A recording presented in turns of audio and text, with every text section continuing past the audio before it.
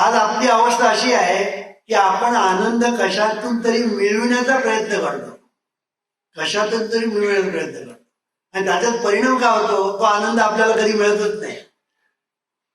पारियाचा रवा म्हणतात ना, पाऱ्याचा रवा म्हणजे पारा जर जमिनीवर पडलेला असेल, तुम्ही उचलण्याचा प्रयत्न करा. एकदा तुम्ही प्रयोग करून बघा. पारा जमिनीवर पडलेला आहे, तो उचलण्याचा प्रयत्न करा. तो हाताला लागतो पण हातात येत नाही, हाताला लागतो पण हातात येत नाही.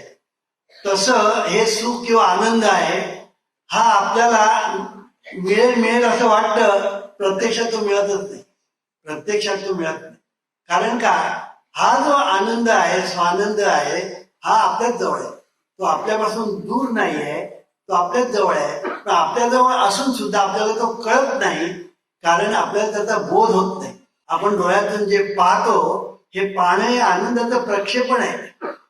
आपण बोलतो, हे बोलणं म्हणजे आनंदाचं प्रक्षेपण आहे. आपण ऐकतो, हे सुद्धा आनंदाचं प्रक्षेपण आहे. अशा तऱ्हेने आपण जगत असतो, हे जगणं म्हणजे आनंदाचं प्रक्षेपण आहे.